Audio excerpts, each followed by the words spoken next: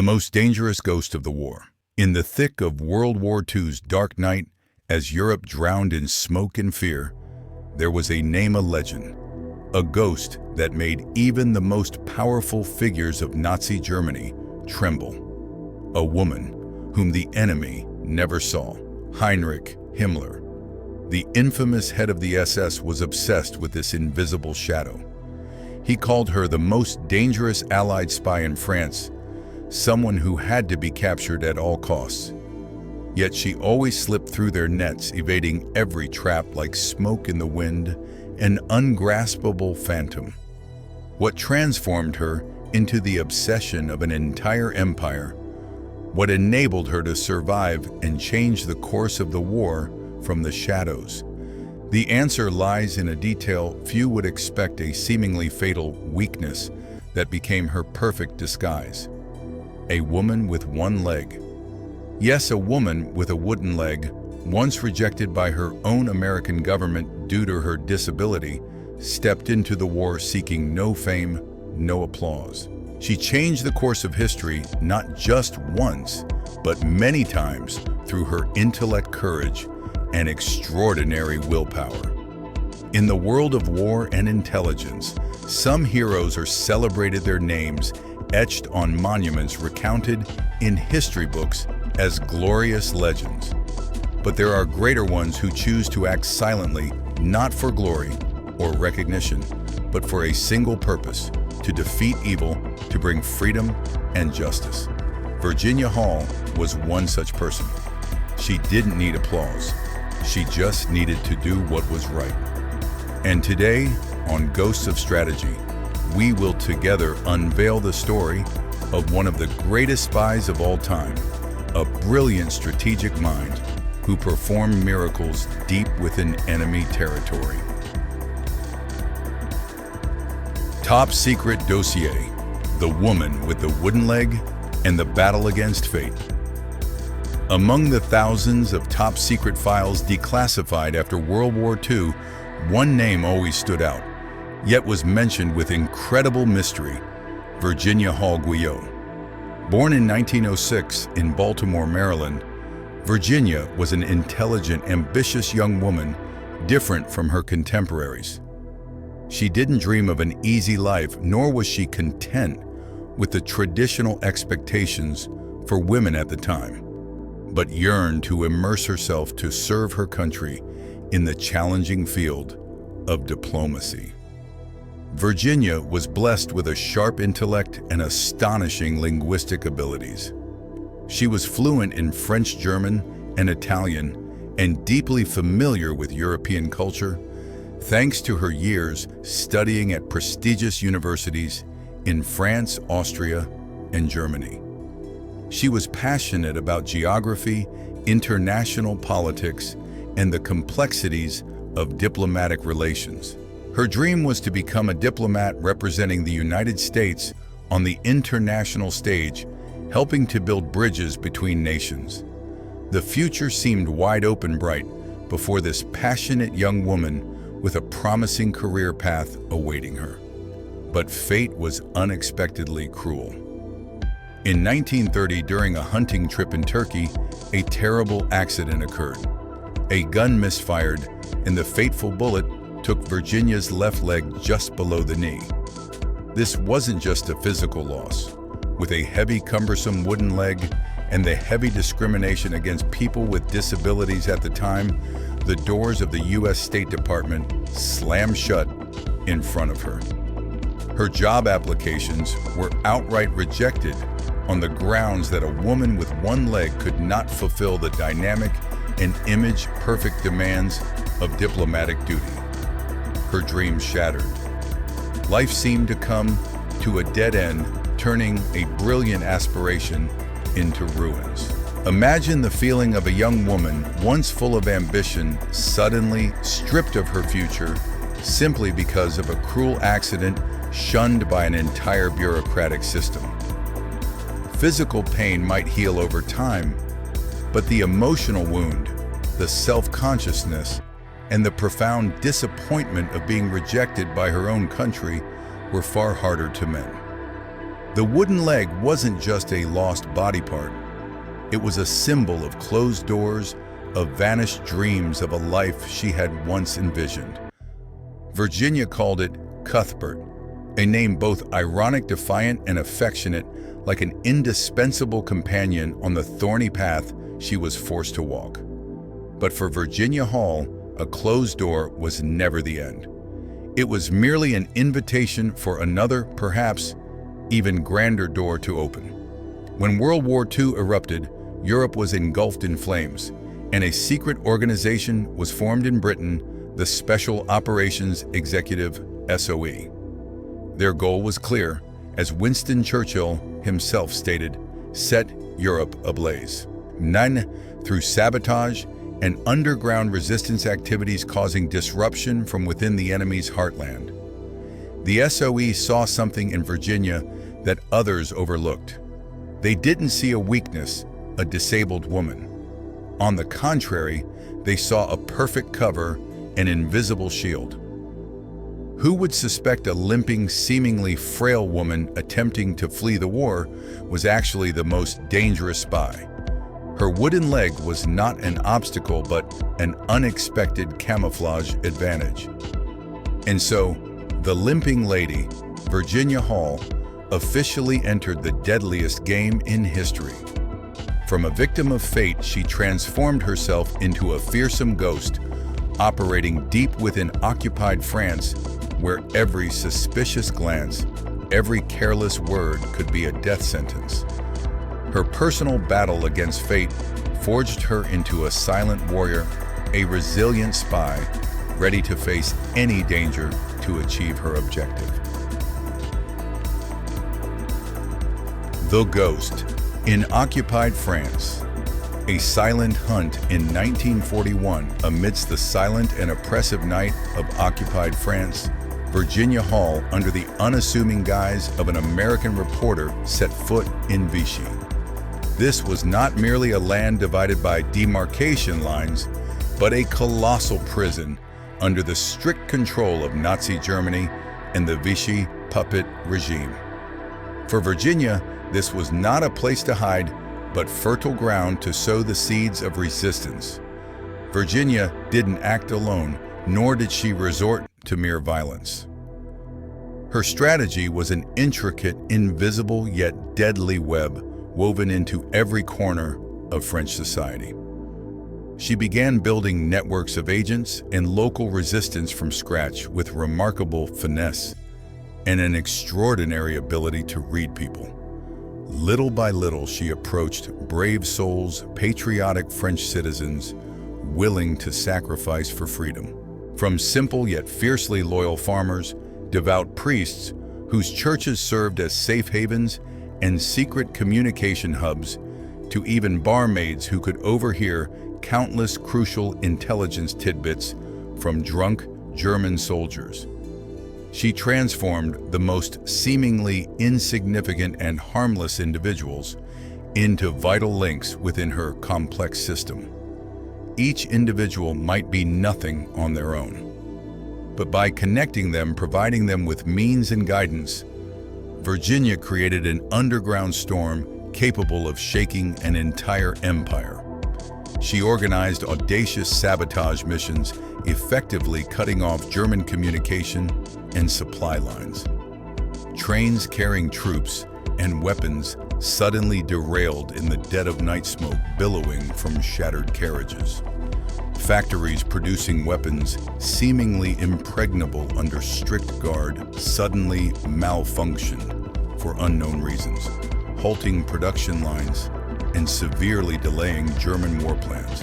She also collaborated closely with local guerrilla groups, organizing small but psychologically impactful attacks, keeping German forces constantly on edge. One of her most notable and humane missions was organizing escape routes for dozens of downed Allied airmen.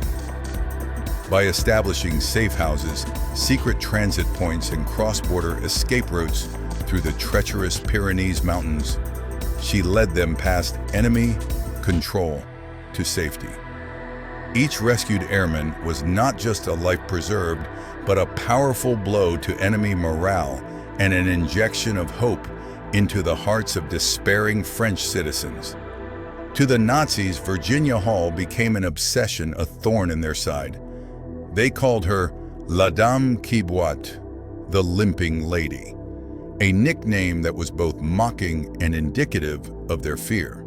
The Gestapo, under the command of Klaus Barbie, the Butcher of Lyon, a notoriously cruel and terrifyingly effective tracker known for his brutal interrogation methods, launched relentless searches everywhere. They considered her the most dangerous Allied spy in France, someone who had to be captured alive at all costs, not killed, so they could extract information. Danger struck at a moment that seemed most peaceful, one pouring, rainy night. Virginia was in her secret room in Lyon, racking her brain to decrypt an urgent message about a large German ammunition depot she planned to destroy. Beside her was a young new liaison trembling as he tried to use the radio transmitter, its signal faint and crackling. Suddenly, police sirens ripped through the night, accompanied by the fierce barking of police dogs and the shrill shouts of Gestapo soldiers outside. They had raided, the net tightened. Virginia's eyes were like daggers. There was no escape. She quickly stuffed the half-decrypted message into her bra, shoved the transmitter under the bed, then turned to the panicked, pale-faced liaison. Calm down. Absolutely no suspicion. Act like an idiot. The more idiotic, the better, she whispered, her voice firm, allowing no moment of hesitation or fear to creep in. Just then, heavy footsteps kicked down the decaying wooden door. The Gestapo burst in their black MP-40 submachine guns, pointed directly at them. The air was thick with the scent of death and dampness. A brutal Gestapo officer, his eyes scanning the young liaison, who was ashen with fear, then stopped at Virginia. He stared at her wooden leg, a look of contempt in his eyes, then barked, "What are you doing here? Who owns this house?" Virginia immediately transformed into an elderly, frail, and somewhat senile woman, annoyed at being disturbed. She deliberately limped, noticeably groaning and complaining about her aching leg, and even rubbed her forehead as if suffering from a severe headache. "Oh dear you, who are you? Why are you bursting into my house like this? My leg hurts so much. How can I live like this every night?" She looked at the officer with a frightened but also vexed expression, like an old woman whose sleep was disturbed.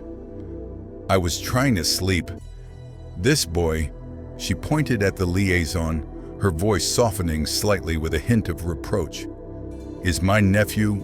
He's helping me find medicine for this tormenting leg. Please leave me alone."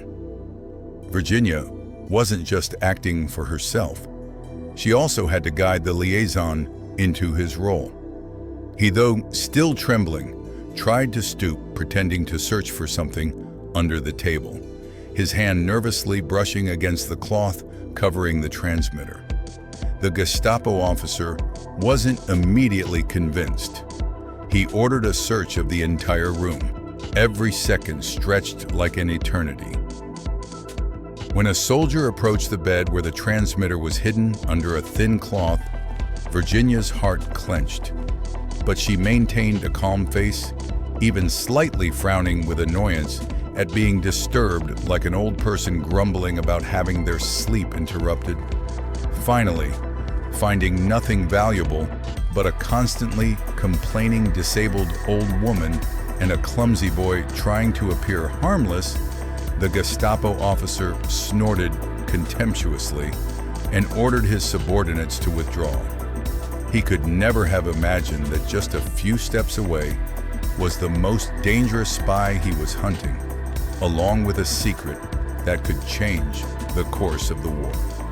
Virginia Hall outsmarted death, deceiving the Gestapo's cruelty and cunning with the perfect disguise. the disguise of someone underestimated of a frail and harmless old woman. There were times she was nearly caught. Every meeting, every piece of information transmitted was a gamble with life and death. When the net tightened to suffocation and her life was more gravely threatened than ever, she was ordered to withdraw to England to preserve her forces. But withdrawal didn't mean surrender. This was a strategic decision, not a capitulation or failure. With her heavy and aching wooden leg, she made an extraordinary escape through the thick snow-covered Pyrenees Mountains, crossing the Spanish border, evading the relentless pursuit of the Gestapo. It was an arduous journey fraught with danger. Every step was a grueling test, every breath a battle against the biting cold and extreme exhaustion. But she did it. It wasn't just personal courage, but proof of the iron will, extraordinary survival, and adaptability of a true spy, one who never gave up in the face of adversity. Virginia Hall transformed personal setbacks into strength, disadvantages into advantages in a silent war. Espionage, decoding the shadow spy's strategic mind. Why was Virginia Hall never caught, even though she was the enemy's #1 target, relentlessly hunted by Klaus Barbie with all his brutality? What transformed a seemingly vulnerable woman into the most feared ghost within enemy lines, a true nightmare for the Nazi war machine? It wasn't just luck or coincidence. It was a sophisticated system of strategic thinking, a masterful intelligence mind honed through the most brutal experiences. Let's together decode the hidden strategies that helped her survive and achieve resounding success. 1. The power of invisibility, blending into ordinary roles. Virginia never wanted to be the center of attention or a prominent figure. She understood that the enemy always looked for the strong, the reckless, the showy heroes who made big splashes. But Virginia chose to be invisible, to dissolve into the flow of everyday life to the point where no one would notice. She posed as an American reporter, a dedicated nurse, a simple farmer, even a senile old woman constantly complaining about ailments and her aching leg. She turned her physical limitation, her wooden leg, into a perfect camouflage, an indispensable part of her disguise. Who would suspect a limping, frail person was the most dangerous spy, the mastermind behind major sabotage operations? She proved that sometimes the most effective way to make an impact is to avoid drawing attention. Optimize your influence on the overall situation rather than your personal prominence. Let the results of your work speak for you, not your ego. This is a lesson in humility and the intelligence of using every element around you. 2. The value of networks, optimizing collective strength. Virginia's true strength wasn't her individual power, but her extraordinary ability to build, connect, and manage a complex network of hundreds, even thousands of people. She didn't want to be a single leader who could easily be cut off. Instead, she wholeheartedly trusted the collective strength of patriotic French citizens, helping them to self-organize, self-determine, and self-operate. She was a catalyst, a connector of disparate links into a robust chain, not a lone hero directly on the front lines. This mindset made the network flexible, self-recovering when locally attacked, and extremely difficult to completely break, as there was no single head to target. She transformed every ordinary citizen, from a gardener, a tailor, to a nun, into an indispensable link in the vast resistance machine operating secretly yet effectively. 3. Non-linear thinking, reading the big game. Not just one move. Virginia was never rigid in her strategies. She was a master of non-linear thinking, always looking beyond immediate actions, assessing the overall impact of each decision on the entire battlefield. She knew when to execute a bold sabotage mission to weaken the enemy, when to make a strategic retreat to preserve forces, and when to take a step back to open up a larger play. She always calculated multiple moves, multiple scenarios, not just a single one. She was a brilliant Go player, always seeing the bigger picture where every piece, every event had its own position and purpose. She didn't just react to enemy actions, but actively created situations forcing the enemy into her traps. This is the art of a strategic master, always flexible, unpredictable, and always with contingency plans. 4. Leadership without power, but with absolute trust. What's remarkable is that despite being a woman in an era where men held absolute power, and despite her physical disability, Virginia earned absolute respect and unwavering loyalty from the French resistance teams. She didn't need official rank or title. She led with superior intelligence, extraordinary courage, and a deep understanding of human psychology. She was an inspirer, a guide, rather than a rigid commander or operator. Obedience came from admiration, from absolute trust, rather than fear. The trust she built was an invisible bond, stronger and more durable than any command or coercion. It was this trust that allowed her network to withstand all the brutal repressions of the Gestapo. 5. No personal ego in the mission. The most special and great thing about Virginia Hall was her extraordinary humility. After the war, she never publicly revealed her identity, never sought recognition or personal gain from her immense contributions. She did everything for the noble mission, for the freedom of France, for a peaceful world, not for praise or applause. She is living proof of the saying, "No applause needed, just doing what's right." Her legacy lies not in shining medals or front-page newspaper articles, but in the freedom she helped bring to millions. She was a hero, but a hero in the shadows, a truly great hero hidden in history. Lessons from the shadows. Think like a spy, act with precision. In an age where everyone wants to stand out, to be noticed, to be applauded on every digital platform, where everyone wants their life to be a public show, Virginia Hall's story carries a powerful, reflective, and incredibly valuable message. What can we learn from the limping lady? The woman who changed the course of a war without a single gleaming medal, a thank you speech, or a name on a tombstone. Firstly, the power of invisibility. This lesson remains perfectly relevant in the modern world. Sometimes the most effective way to make an impact is to avoid drawing attention.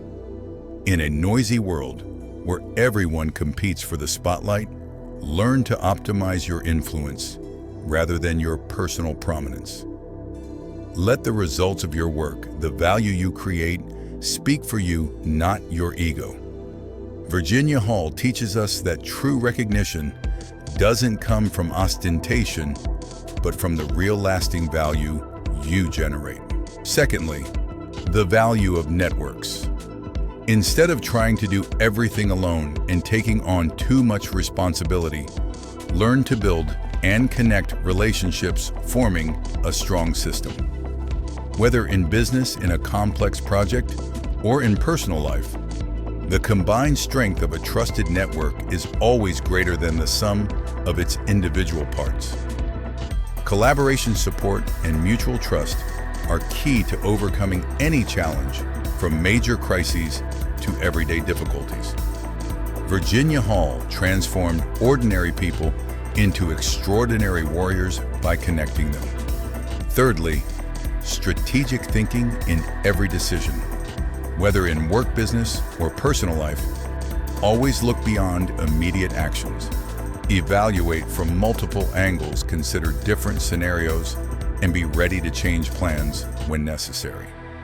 Don't just look at one move. Look at the entire game board, at the whole system you're interacting with. Learn to think several steps ahead, anticipate the reactions of partners, competitors, or even unforeseen events, and always have a plan B, C, and D to respond. Flexibility in thinking is key. Fourthly, leadership without fame or power. True influence comes from capability, trustworthiness, and the ability to inspire, not from a title or the fame you acquire. Others will follow you because you deserve to be followed, because you are a source of motivation and belief for them, because you bring real value, not because you command or possess authority. Virginia Hall proved that a great leader is one who can make others believe in their own abilities. Virginia Hall was not just a spy. She was the embodiment of a philosophy of life, a guiding principle for anyone who wants to make a real difference in this noisy world. Think like a spy. Act with precision. Learn to observe keenly, analyze deeply, and execute meticulously and effectively. Some victories are never celebrated with loud applause, no glittering award ceremonies. Some heroes don't need the spotlight, no newspaper praise. They make history from the shadows, silently, persistently, and their legacy, though quiet, carries eternal weight, influencing generations, changing an entire era. Virginia Hall was such a spy, a great ghost, a vivid lesson in strategic thinking and selfless dedication. A silent legacy. After the war, Virginia Hall continued to work in American intelligence, serving for the CIA after the SOE was disbanded, becoming one of the CIA's first female officers. But her later life and missions remain a closely guarded secret. Many pages of her file are still classified. Many stories have never been brought into public light, perhaps due to their sensitivity and importance. Her next mission. No one knows for sure, perhaps because it has never been declassified, and perhaps never will be. Are there still Virginia Halls operating in our world today, in this 21st century, silent individuals who seek no recognition, just do what's right, and change the world from the shadows through their intellect and persistence? Absolutely. Perhaps they are right beside you in your company, in your community, or even within your own family. Virginia Hall's story reminds us of the power of humility, of silent intelligence, of courage that doesn't need to be flaunted, and of invaluable contributions that never need to be celebrated or publicly acknowledged. Learn to seek out the silent heroes around you. Learn to recognize the true value of quiet actions. And most importantly, learn to become one of them, someone who makes a difference without needing the spotlight. Subscribe to Ghosts of Strategy to continue exploring hidden strategic thinking, powerful yet silent stories, and learn to think like a spy in your own life. See you in the next video.